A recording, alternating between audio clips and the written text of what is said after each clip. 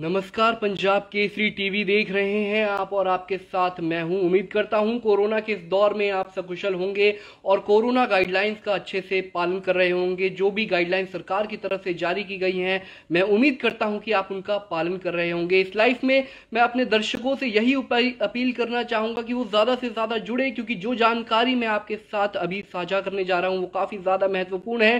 क्योंकि मैं आपको बताने जा रहा हूँ हरियाणा में कोरोना की स्थिति क्या है, कितने कोरोना के मामले आए, कितने सैंपल लिए गए, क्या है ओमिक्रॉन की स्थिति, कितने लोगों की मौत हुई है कोरोना से। तमाम आंकड़े मैं आपके साथ साझा करूंगा, लेकिन यह जानना आपके लिए बहुत जरूरी है कि हरियाणा में कोरोना की स्थिति कैसी है और सरकार की स्थिति क्या है, क्या गाइडलाइन सरकार की तरफ से फॉलो करवाई जा रही है। सब कुछ जानना आपके लिए काफी ज्यादा महत्वपूर्ण है। तो चलिए सबसे पहले मैं आपको ये बताता हूं कि मौजूदा स्थिति कोरोना वायरस की हरियाणा में क्या है। और ये जानने के लिए सबसे पहले हमको 3 दिन पीछे जाना होगा और जानेंगे कि सैंपल कितने लिए जा रहे हैं और कोरोना का पॉजिटिविटी रेट कितना है, कितने मरीज कोरोना के सामने आ रहे हैं। आपको सबसे पहले मैं आंकड़ा बताता हूं 8 तारीख को जो सैंपल लिए गए थे कोरोना के वो थे 48,623।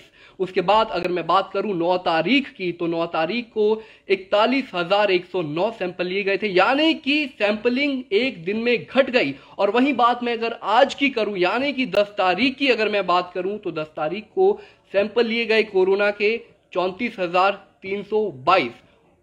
ये तो हो गई सैंपलिंग की बात, लेकिन डरा देने वाली बात अब मैं आपके साथ ये करने जा रहा हूं कि सैंपलिंग घट गई लेकिन कोरोना के मामले लगातार कहीं ना कहीं बढ़ते जा रहे हैं। ये बात तो आपने सुनी ही होगी कि जब जब कोरोना की सैंपलिंग कम होती है तो कोरोना के मामलों में भी कमी आनी शुरू हो जाती है। लेकिन हरियाणा में इससे बिल्कुल उलट हो रहा है, क्योंकि सैंपलिंग घट रही है और कोरोना के मामले लगातार बढ़ते जा रहे हैं। ये चिंता की घंटी है सरकार के लिए भी, आम जनता के लिए भी और हम सब के लिए भी और पूरे देश के लिए भी, क्योंकि जिस हिसाब से कोरोना के मामले बढ़ते जा रहे हैं वो कहीं ना कहीं आपके लिए आने वाले समय में परेशानी खड़ी कर सकते हैं। हम ओमिक्रॉन पे भी बात करेंगे, लेकिन मौजूदा हालातों पे बात करने से पहले मैं आपको बता दूं कि दिल्ली में एक हरियाणा की डॉक्टर की मौत हो चुकी है, कोरोना संक्रमित थी। और सबसे बड़ी बात यह है कि महिला ने दोनों वैक्सीन डोज लगाई थी, इसके बावजूद भी महिला की कोरोना से मौत हो गई। अगर आप ये समझ रहे हैं कि आपने कोरोना की वैक्सीन लगा ली है और आपको कोरोना छू भी नहीं सकता, तो जनाब ये आपकी बहुत बड़ी गलतफहमी है। क्योंकि कोरोना की वैक्सीन आपने भले ही लगा ली हो, लेकिन आपको सावधानी बरतनी होगी, सतर्कता आपको बरतनी होगी, साथ ही साथ गाइडलाइंस का भी आपको पालन करना पड़ेगा। 2 गज दूरी, मास्क है जरूरी, इसका भी आपको पालन करना पड़ेगा। मैं अपने दर्शकों से यह अपील करना चाहूंगा, जो लोग इस लाइव में जुड़े हुए हैं वो अपने सवाल पूछ सकते हैं कि क्या है उनके सवाल, उनके जिले में कोरोना के कितने मामले आए हैं, क्या स्थिति है कोरोना की, कितने सैंपलिंग हुई है, कितने मामले सामने आए हैं, मौत हुई है या नहीं हुई है। अगर आप जानना चाहते हैं तो आप मेरे से ये सवाल पूछ सकते हैं। पंजाब केसरी के लाइव में मैं इस वक्त आपके साथ मौजूद हूं, आपके तमाम सवालों का जवाब मैं दूंगा आपको। चलिए अब बात करते हैं ओमिक्रॉन वेरिएंट की, क्योंकि लगातार ओमिक्रॉन वेरिएंट ही वो बला है जिसने कोरोना की संभावित जो तीसरी लहर कुछ समय पहले की जा रही थी, संभावित थी लेकिन अब वो हकीकत बन चुकी है। कोरोना की तीसरी लहर ओमिक्रॉन बनकर आई है। और हरियाणा में क्या स्थिति है ओमिक्रॉन की, आइए आपको बताते हैं। आपको बता दें कि हरियाणा में अब तक 162 ओमिक्रॉन के मामले आए हैं। यहां पर हरियाणा की स्थिति काफी ज्यादा अच्छी है। क्यों, ये मैं आपको बताऊंगा। हालांकि अभी तक ये कहा जा रहा था कि ओमिक्रॉन जो वेरिएंट है वो काफी ज्यादा घातक है, इस बात को हम भी मानते हैं। लेकिन अगर मैं बात मौजूदा स्थिति की करूं तो 162 मामले आए थे, जिसमें से 145 मरीज डिस्चार्ज हो चुके हैं। ये थोड़ी राहत भरी खबर हम सबके लिए है, खासकर ये भारत के लिए काफी राहत भरी खबर है, क्योंकि जिस हिसाब से बाकी देशों में कोरोना के वेरिएंट ओमिक्रॉन से लोगों की मौत हो रही थी, तो भारत में आंकड़ा काफी ज्यादा कम है। और इस वक्त एक्टिव मामले सिर्फ और सिर्फ 17 लोग ही हैं जो एक्टिव हैं इस वक्त ओमिक्रॉन से। उम्मीद करते हैं जल्द वो भी ठीक हो जाएंगे, आपके स्वास्थ्य की कामना भी हम करते हैं। आप भी कोरोना गाइडलाइंस का पालन करें। अब बढ़ते हैं अपने अगली पड़ाव की तरफ। अगर हमारा अगला पड़ाव जो है वो है एक्टिव मामलों से संबंधित। 10 तारीख का दिन है आज, और आज एक्टिव मामले कोरोना के हैं 22,477। ये आंकड़ा काफी ज्यादा बड़ा है और कहीं ना कहीं डरा देने वाली स्थिति भी है। जैसे कि मैंने लाइव की शुरुआत में ही ये बात कही थी कि कोरोना के मामले लगातार बढ़ते जा रहे हैं, टेस्ट कम हो चुके हैं, लेकिन कोरोना के आंकड़े जिस कदर बढ़ते जा रहे हैं वो चिंता का कारण है। हमारे पास कुछ दर्शक जुड़ रहे हैं इस वक्त, उनका सवाल है कि सर्दी जुकाम और खांसी बुखार अभी आम बात है, आप अपना ख्याल रखें। बिल्कुल, ये आप भी अपना ख्याल रखें। अगर आपको ये लक्षण लग भी रहे हैं तो भी पंजाब केसरी आपसे यही अपील करता है कि आप जाइए और अपना टेस्ट कराइए, अपने आप को क्वारंटाइन कीजिए। जरूरी नहीं है कि सर्दी और बुखार जो है वो सिर्फ नॉर्मल बुखार हो, वो ओमिक्रॉन का खतरा भी हो सकता है, ओमिक्रॉन की घंटी भी हो सकती है। और कोरोना के अलग अलग वेरिएंट तो आप जानते हैं, alpha, beta, gamma, delta, delta plus, अब ओमिक्रॉन आ चुका है। ये कहीं ना कहीं डरा देने वाले ही हैं सारे के सारे वेरिएंट, आपको रखना है तो बचाव। चलिए अब हम बात करते हैं जिलेवार स्थिति की, जानते हैं कि कौन से जिले में कोरोना के कितने मामले सामने आए हैं, क्या स्थिति है इस वक्त अलग अलग जिलों की। हिसार से लेकर अंबाला, अंबाला से लेकर करनाल, करनाल से लेकर जींद, जितने भी जिलों की स्थिति है वो हम एक एक कर आपको बताएंगे। आपका जिला कौन सा है, सवाल आपके पास, जवाब हमारे। चलिए शुरू करते हैं। सबसे पहले मैं आपको सैंपल्स की बात बताऊंगा कि आज 34,000 सैंपल लिए गए हैं, जो कि पिछले 2 दिनों के मुकाबले काफी ज्यादा कम है और कोरोना के मामले बढ़ चुके हैं, जैसे कि लाइफ की शुरुआत में मैंने आपसे कहा था। चलिए बढ़ते हैं आगे और जानते हैं कि कोरोना से अभी तक कितनी मौतें हुई हैं और हरियाणा में कोरोना वायरस की स्थिति क्या है। सबसे पहले हम बात करेंगे गुड़गांव की और फरीदाबाद की, क्योंकि ये दोनों जिले ऐसे हैं जहां पर कोरोना के सबसे ज्यादा मामले सामने आए हैं। अगर हॉटस्पॉट कहा जाए कोरोना का तो ये कहीं ना कहीं दोनों जिले, गुड़गांव भी और साथ ही साथ फरीदाबाद भी, ये दोनों जिले ऐसे हैं जो अब कहीं ना कहीं कोरोना के हॉटस्पॉट बनते जा रहे हैं। गुरुग्राम में लगातार कोरोना के रिकॉर्ड तोड़ मामले दर्ज होते जा रहे हैं, एक के बाद एक रिकॉर्ड कोरोना का टूटता जा रहा है। पिछले दिन कम आते हैं तो अगले दिन कोरोना के मामले ज्यादा हो जाते हैं। और आज की बात करें हम गुरुग्राम में तो कोरोना के 2,621 मामले सामने आए हैं। ये वाकई में डरा देने वाली बात है। हरियाणा सरकार तमाम कोशिशों में जुटी हुई है कि कैसे भी करके कोरोना के मामलों को नियंत्रण में लाया जाए, लेकिन कोरोना के मामले नियंत्रण में नहीं आ रहे हैं। लाख पाबंदियां लगाई गई है, लाख कर्फ्यू लगाए गए हैं, लेकिन मामले हैं कि थमने का नाम नहीं ले रहे हैं। और वही बात अगर हम फरीदाबाद की भी करें तो वो दूसरा ऐसा जिला है जहां पर रिकॉर्ड तोड़ कोरोना के मामले सामने आ रहे हैं। फरीदाबाद में आपको बता दें कि 1,071 मामले सामने आए हैं एक दिन में। ये भी चौंका देने वाले आंकड़े हैं। फरीदाबाद के लोगों से, गुरुग्राम के लोगों से हम ये खास अपील करते हैं कि आप अपने घरों में ही रहें, जरूरत पड़ने पर ही बाहर जाएं और तभी निकले घर से जब आवश्यकता हो। तीसरा नंबर हिसार का आता है। हिसार में कोरोना के 64 नए मामले सामने आए हैं। हालांकि मामले कम हैं, लेकिन हिसार के लोगों को भी सावधान रहने की जरूरत है, क्योंकि कोरोना के मामले जिस हिसाब से बढ़ रहे हैं तो हिसार के लिए भी चिंता आने वाले वक्त में खड़ी हो सकती है। उम्मीद करते हैं ऐसा ना हो, लेकिन आपको भी सतर्कता रखने की जरूरत है। बात करते हैं सोनीपत की। सोनीपत में 322 मामले सामने आए हैं। सोनीपत में भी लगातार कोरोना के मामले बढ़ते जा रहे हैं। हम रोजाना ऐसी सोनीपत की कई खबरें डालते हैं जहां पर पुलिस बाकायदा सख्ती से पालन करवा रही है गाइडलाइंस का, लेकिन लोग है कि मानते नहीं। लोग अभी भी बिना मास्क के घूम रहे हैं। तो लोगों से भी हमारी यही अपील है कि वो मास्क लगाएं और सोशल डिस्टेंसिंग का पालन जरूर करें।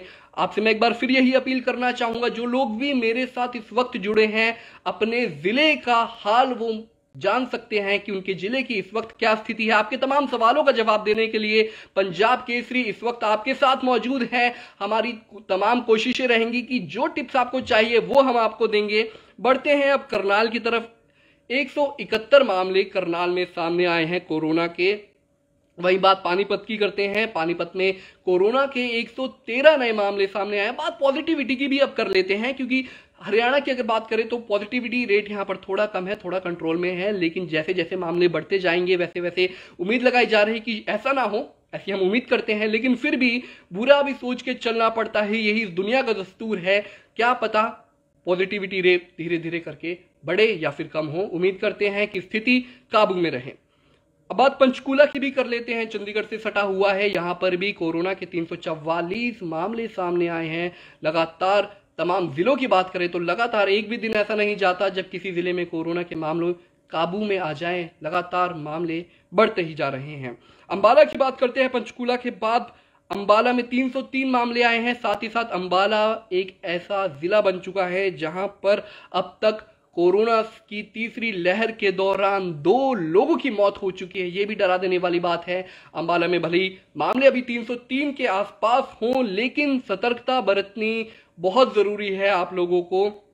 घर में रहें, बुखार जुकाम होता है तो खुद को क्वारंटाइन करें। पंजाब केसरी आपसे यही अपील करता है। बात अब सिरसा की करते हैं। सिरसा में सिर्फ कोरोना के 34 मामले आए हैं। उम्मीद करते हैं कि ये सिर्फ 34 ही रहे, इससे ज्यादा ना बढ़े, क्योंकि जिस कदर अन्य जिलों में मामले लगातार बढ़ते जा रहे हैं वो चिंता का कारण है, सरकार के लिए भी, आपके लिए भी और तमाम देश के लिए भी। अब बात करते हैं रोहतक की। रोहतक में 103 कोरोना के मामले सामने आए हैं। ये भी काफी ज्यादा चिंता की बात है, क्योंकि पिछले दिनों पर अगर हम नजर डालें तो रोहतक में कोरोना के काफी कम मामले थे, लेकिन अब वो मामले लगातार बढ़ते जा रहे हैं। रोहतक के बाद यमुनानगर की बात करते हैं। 91 मामले यमुनानगर में सामने आए हैं, और ये भी डरा देने वाली बात है, क्योंकि यमुनानगर में जिस हिसाब से कोरोना के मामले सामने आ रहे हैं, लोग सतर्कता नहीं बरत रहे हैं, ऐसी खबरें निकलकर सामने आ रही हैं। आपको बता दें कि यमुनानगर ही वो मात्र ऐसा जिला है जहां पर ओमिक्रॉन के कई मामले सामने आ चुके हैं। लोगों से बार बार ये अपील की जा रही है कि वो घर में रहें, लेकिन लोग हैं कि मानते नहीं। हम आपसे बार बार यही अपील क्यों कर रहे हैं, क्योंकि लगातार कोरोना के मामले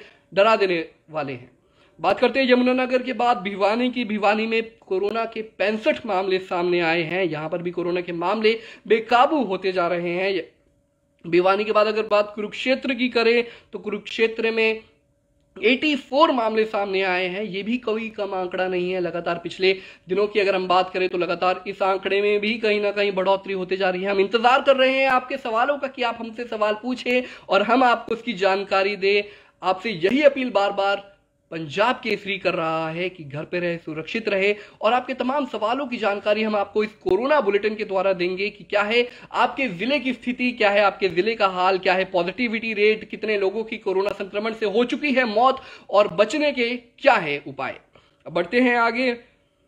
महेंद्रगढ़ की बात करें तो यहां पर कोरोना के सिर्फ 17 मामले सामने आए हैं। बाकी जिलों की तुलना में महेंद्रगढ़ में कोरोना के मामले काफी ज्यादा कंट्रोल में हैं, लेकिन 17 मामले भी कहीं ना कहीं चिंता की घंटी है, खतरे की घंटी भी साबित हो सकती है। उम्मीद करते हैं महेंद्रगढ़ में 17 से आंकड़े कम होकर 0 तक पहुंचे, यहाँ की स्थिति भी नियंत्रण में रहे। अब बात करते हैं महेंद्रगढ़ के बाद जींद की। यहाँ पर 39 मामले कोरोना के सामने आए हैं। ये भी कहीं ना कहीं खतरे की घंटी है, क्योंकि पहले जींद में इतने मामले नहीं थे, लेकिन लगातार मामलों में इजाफा होते जा रहा है। आपको बता दें कि रेवाड़ी में 74 मामले सामने आए हैं। और रिकवरी रेट की भी बात हम ऐसा करते हैं कि साथ साथ करते रहते हैं। इन तमाम जिलों की अगर मैं आपको बात करूं तो हरियाणा के लिए एक अच्छी खबर क्या है कोरोना के बीच, कि यहां पर रिकवरी रेट काफी ज्यादा अच्छा है।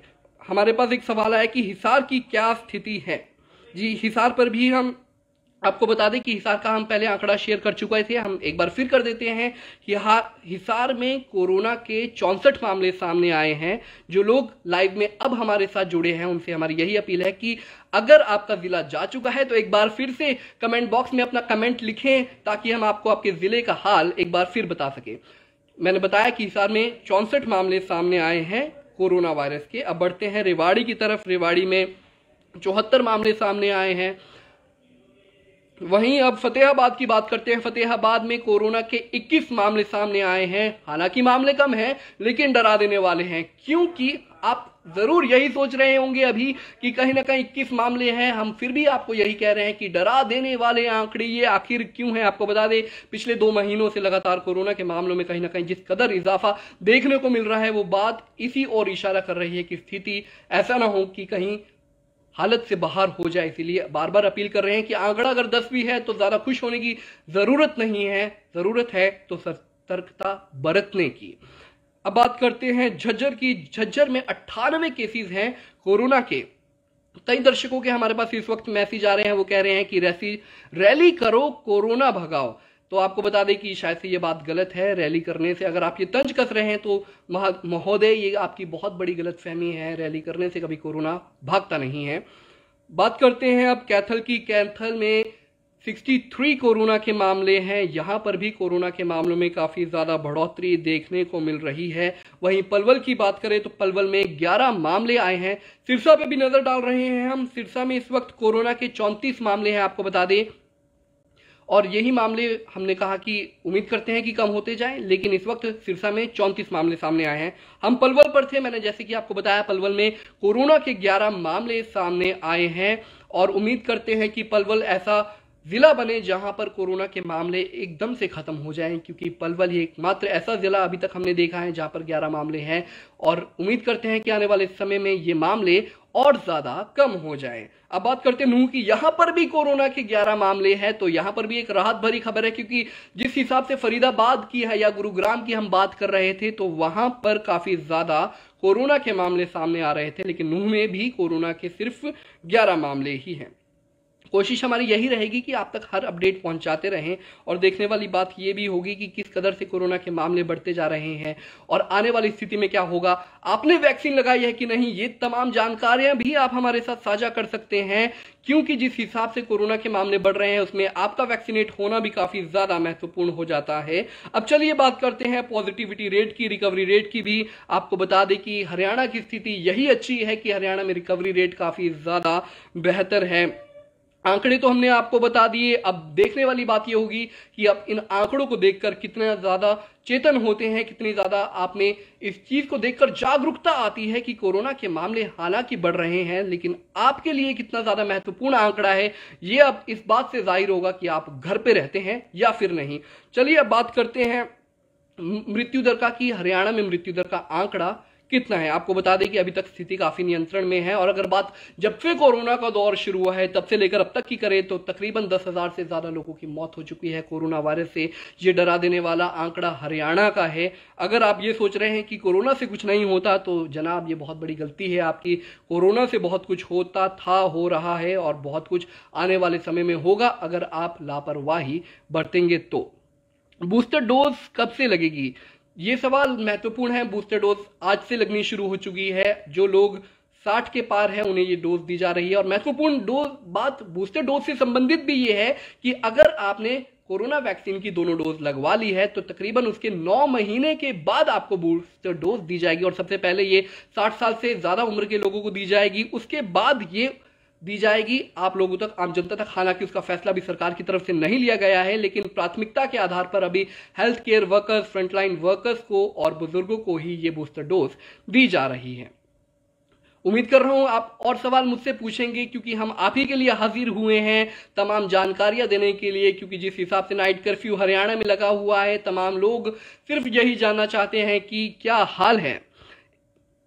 1+ के लिए बूस्टर डोज कब लगेगी? 18+ के लिए शायद से आपको थोड़ा इंतजार करना पड़ेगा, क्योंकि अगर आप मौजूदा स्थिति को देखें तो बूस्टर डोज के लिए सरकार की तरफ से कई गाइडलाइंस जारी की गई हैं। अभी 18+ के लिए ऐसी कोई सूचना हमारे पास नहीं आई है, ना ही सरकार की तरफ से ऐसी कोई सूचना जारी की गई है। तो अभी आप निश्चिंत हो जाइए। 18+ वाले लोग, आपको जरूरत है तो सिर्फ सावधानी बरतने की, क्योंकि अभी आपके लिए बूस्टर डोज शायद से उपलब्ध ना हो। कितना समय लगेगा ये तो खैर वक्त बताएगा, लेकिन उम्मीद करते हैं कि जल्द से जल्द आपको भी उपलब्ध हो। लेकिन तब तक आपको सावधानी और सतर्कता बरतनी पड़ेगी। तमाम सवाल इस वक्त हमारे पास आ रहे हैं, कई का सवाल हम शायद से ना भी दे पाए, लेकिन महत्वपूर्ण सवाल हम आपको इन सवालों का जवाब जरूर हम आपको दे पाएंगे कि कितने मामले सामने आए हैं, आपके जिले में पॉजिटिविटी रेट कितना है, कितने लोगों की डेथ हुई है, कितने लोग इस वक्त कोरोना संक्रमित हैं और कितने लोग ठीक होकर घर वापस जा चुके हैं। चलिए बात अब नए ओमिक्रॉन केसेस की भी कर लेते हैं। आज 26 कोरोना के ओमिक्रॉन वेरिएंट के मामले सामने आए हैं। ये भी डरा देने वाली बात है, क्योंकि जिस दिन भारत में ओमिक्रॉन का पहला मामला सामने आया था उस दिन पूरे देश में दहशत का माहौल था। और बात अब हरियाणा में रोजाना कहीं ना कहीं, आज की अगर मैं बात करूं तो 26 मामले ओमिक्रॉन के आना कहीं ना कहीं बहुत बड़ी चेतावनी है, खतरे की घंटी है। हालांकि मैंने शुरुआत में कहा था कि डरने की जरूरत नहीं है, लेकिन डरने का अभिप्राय ये भी नहीं है कि आप कोरोना के प्रति बिल्कुल ही लापरवाह हो जाएं। चलिए बात आगे करते हैं। Total positive case under home isolation, जो कि 9 का अभी तक हमारे पास आंकड़ा है, यानी कि 9/1/2022 तक का आंकड़ा है। इसमें आपको बता दें कि 17,527 है ये आंकड़ा कल तक का है। वहीं बात total number of samples sent till date, जो कि आज हो चुके हैं, वो आंकड़ा काफी ज्यादा बड़ा हो चुका है। लेकिन आज की अगर मैं मौजूदा तिथि की बात करूं, मौजूदा डेट की मैं बात करूं, तो आज कहीं ना कहीं सैंपल्स 10 तारीख को बहुत कम लिए गए हैं। वो जो आंकड़ा है 34,322 का आंकड़ा। अब महत्वपूर्ण बात कहीं ना कहीं ये हो जाती है कि जिस कदर सैंपलिंग कम होते जा रही है, वो इस को बढ़ावा दे रहा है कोरोना को। जब से कोरोना के मामले, अक्सर आप लोगों में ये चीज देखने को मिलती है कि जब जब कोरोना के मामले कम होते हैं, आप लोग और हम सभी सरकार पर ये आरोप लगा देते हैं कि कोरोना के सैंपलिंग नहीं हो रही, इसी करके कोरोना के मामले नहीं बढ़ रहे। लेकिन लाइव की शुरुआत में भी मैंने ये बात कही थी और अब एक बार फिर मैं यही बात दोहरा रहा हूं कि हरियाणा में बिल्कुल इसके उलट देखने को मिल रहा है। सैंपलिंग कम होती जा रही है, लेकिन कोरोना के रिकॉर्ड तोड़ मामले इस वक्त सामने आ रहे हैं। डरा देने वाले आंकड़े हैं। एक बार फिर से ओमिक्रॉन के टोटल मामलों पर नजर डाल देते हैं। अभी तक 162 मामले सामने आए हैं, जिनमें से 17 मामले ही अभी तक एक्टिव हैं। आपको बता दें कि सरकार की तरफ से तमाम पाबंदियां लगाई गई है कोरोना के ऊपर, ताकि लोग ज्यादा से ज्यादा घर में रहें और सरकार निश्चिंत रहे कोरोना को लेकर। लेकिन लोग अभी भी बाज नहीं आ रहे हैं, अभी भी वो बिना मास्क के घूम रहे हैं। सोशल डिस्टेंसिंग का पालन कई जगह नहीं हो रहा है, लेकिन अगर आप पालन नहीं करेंगे तो पुलिस इसका पालन करवा रही है। इससे अच्छा है, इससे बेहतर है कि आप लोग घर पर रहें। हम तमाम जानकारियां आपको देते रहेंगे। पंजाब केसरी की हमेशा से ही यही कोशिश रही है कि आप तक हर छोटे से लेकर बड़ी इंफॉर्मेशन, सूचना, जानकारी हम आप तक पहुंचाते रहे। हमारी तमाम जानकारियां और हमारी सूचना आपको कैसी लगती है, कमेंट बॉक्स में जरूर लिखकर बताइएगा। मैं अभी भी इंतजार कर रहा हूं कि आप तमाम सवाल पूछेंगे और तमाम जानकारियां मैं आपके साथ जिलेवार शेयर करूंगा। लगातार तमाम सवाल इस वक्त हमारे पास आते जा रहे हैं। आपको बता दें कि बाद में मैंने जब इस लाइव की शुरुआत की थी तो सैंपलिंग के साथ की थी, और वहीं अगर मैं बात इस मौजूदा स्थिति की करूं तो सैंपलिंग कहीं ना कहीं सरकार की नाकामी को भी दिखा रहा है कि जिस हिसाब से कोरोना के मामले लगातार बढ़ते जा रहे हैं, ऐसे में सैंपलिंग का कम होना सरकार की मंशा पर भी सवाल खड़े करता है। इस बात में कोई दो राय नहीं होनी चाहिए कि गुरुग्राम या फरीदाबाद, अगर जैसे मैं जिलों की बात करूं तो ये दिल्ली से सटे हुए जिले हैं और यहां पर कोरोना के मामलों में बढ़ोतरी होना कहीं ना कहीं लाजमी है। लेकिन जिस हिसाब से यहां पर लोगों के द्वारा लापरवाही देखने को मिल रही है, वो भी चिंता की बात है। हालांकि गुरुग्राम की सुबह खबर आपने हमारे चैनल के द्वारा जरूर देखी होगी, जिसमें बूस्टर डोज लोगों को लगाई जा रही है और बूस्टर डोज लगाने के लिए भारी संख्या में बुजुर्ग आ रहे हैं, हेल्थ वर्कर्स लगवा रहे हैं। हमारी आपसे भी यही अपील है कि अगर आपके घर में कोई 60 साल से ज्यादा उम्र का व्यक्ति है तो उसे भी भेजिए और बूस्टर डोज लगाइए। अगर आपने कोरोना की एक डोज लगाई है तो दूसरी डोज भी लगाइए, और अगर आपने कोरोना की दोनों डोज लगा ली है तो जल्द से जल्द अगर आप 60 साल से ऊपर के हैं तो बूस्टर डोज भी लगा लीजिए। और अगर आप युवा हैं तो घर पर रहिए, ज्यादा बाहर निकलने की जरूरत आपको नहीं है। पंजाब केसरी बार बार आपसे कोरोना की संभावित जो तीसरी लहर थी, और अब तीसरी लहर आ चुकी है कोरोना की ओमिक्रॉन वेरिएंट के रूप में, उसमें लगातार कहीं ना कहीं चिंता बढ़ती जा रही है। संभावित लहर अब विकराल होती जा रही है। काफी समय से कहा जा रहा था कि कोरोना की संभावित लहर, लेकिन एकदम से आई और एकदम से हरियाणा में जिस कदर उसने विकराल रूप ले लिया है वो काफी ज्यादा चिंता की बात है।